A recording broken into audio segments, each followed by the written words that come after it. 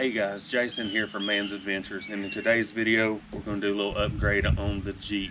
Got some wheel spacers from Quadratec, and we're going to install those and give that Jeep a little bit of a wider stance. Stick around for the results.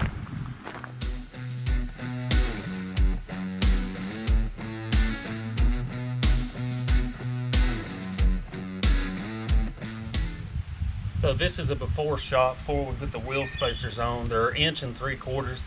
As you can tell, my tires are inside of my fenders. This should bring the tires out at least 1 inch, maybe more, past the fenders, giving it that wider stance. Alright guys, here's the tools you'll need. They're very basic. I'm just going to leave a list in the description of what I've got here. Now, let's get to this install. Now, while the Jeep is still on the ground, you might want to go ahead and loosen those lug nuts up before you raise it up. Once you have your lug nuts loosened, go ahead and jack up the Jeep. Once the Jeep's in the air, then you can add your jack stands.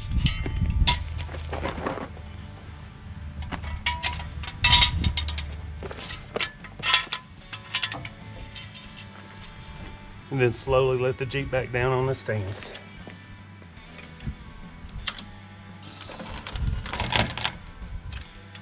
Now you can finish removing your lug nuts. Once the lugs are off, it's safe to remove the tire.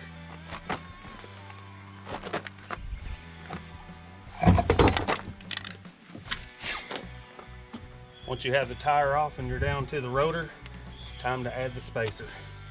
Now be sure that there's no clips around your studs. If there are, you'd have to cut them off. Sometimes they put those on there from the factory. Mine does not have them on the front. The rust isn't real thick, so I'm not going to have to take a brush to it. It's still fairly new Jeep, so this should mount up just right flush. Now these are hub centric, so they're going to mount with the hub, and then they have another extension out here to help hold the rim on even better.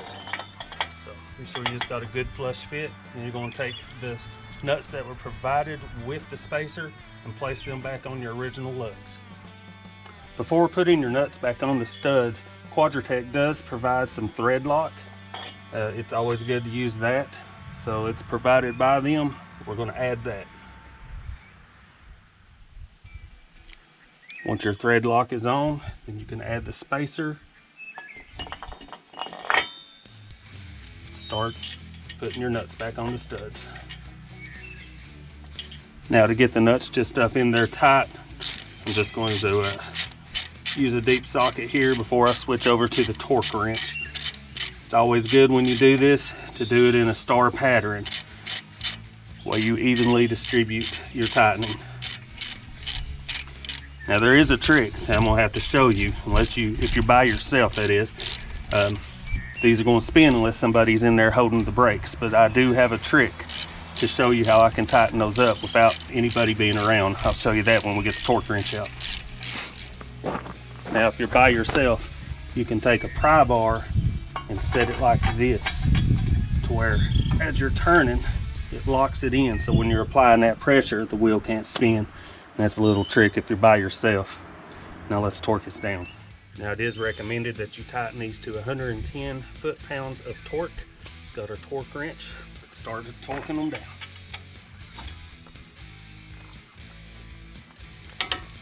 When you hear that click, you know you're at 110. It's time to move the next one in a star pattern.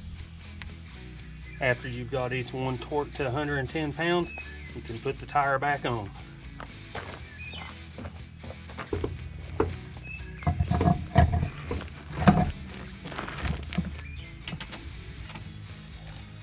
Hand tighten all your bolts and do the other side.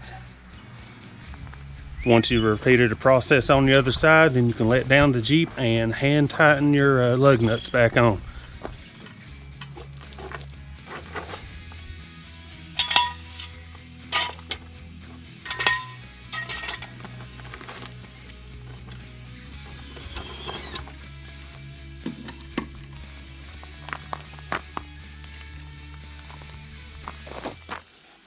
Now time to do the back. All right, let's set it down. There we go, guys. Install is complete. Quadratec 1 3/4 inch wheel spacers on a 2018 Jeep Wrangler JL. Much more aggressive look. Now it's time to wear those tires out, get some 33s, and we'll be done with this build. Something else I wanted to mention, after you install your wheel spacers, you want to drive it about 50 miles and then break it back down again and check that torque and make sure it's still at 110 pounds. And then after that, you should be good to go. All right guys, appreciate you watching. The install is complete. Hope this video's helped you some. It's been Jason from Man's Adventures. God bless, guys.